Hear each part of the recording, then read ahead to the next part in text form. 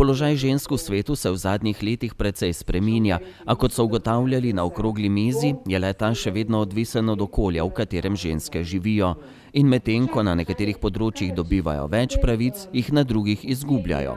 Tudi v Sloveniji se stanje spreminja. Glede na to, da sem že nekaj let na tem svetu in da sem živela v različnih sistemih in državah,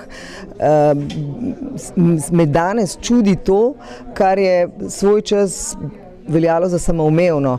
To pa pomeni, da se v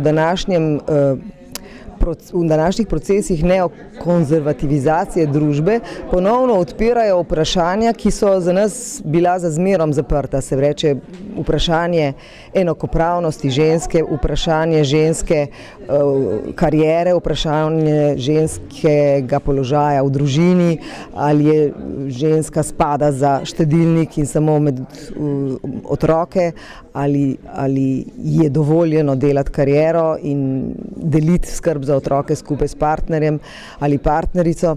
Skratka, ali je pravica do ta njena reproduktivna pravica, samoumevna pravica, ali o tem nekdo diskutira, ponavadi diskutirajo zdaj o tem moški. Beseda je tekla tudi o feminizmu. Boj za pravice žensk še zdaleč ni več le boj belopoltih žensk, zato tudi feminizem ni enoznačen pojem. V resnici so ideje in tudi gibanja feminističnega značaja med seboj silno različna.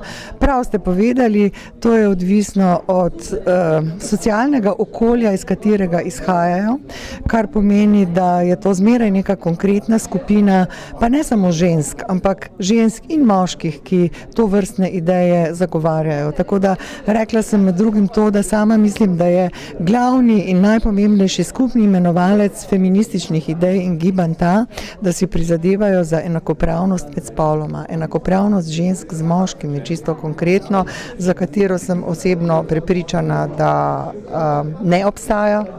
In vkolikor na določenih področjih vendarle obstaja neka bolj enakomerna porazdelitev družbenih blok, to nikjer in nikoli ni samo po sebi umevno in tudi nezagotovljeno, tako da si je treba ves čas pač prizadevati, da če je, potem naj tako ostane, če pa še ni, potem pa si želimo za to tudi prizadevati. Da se tudi v gospodarstvu stanje spreminja, priča primer dobre prakse iz največje slovenske pivovarne, pa tudi nekatere raziskave kažejo, da imajo uravnotežene uprave podjetij večji uspeh. Zagotovo je zmeraj prihaja stvar iz vrha. Se pravi, če nekje na vrhu podjetij usmeritev neko raznolikost ali pa bi rekel predvsem enakopravnost med spoloma, je to zagotovo en pomemben pokazatelj. Ne nazadnje imamo tudi predstavnico družine Heineken, ki je ženska, se pravi tudi večinska lastnica podjetja, in pa potem seveda v upravah podjetja dejansko spodbujamo,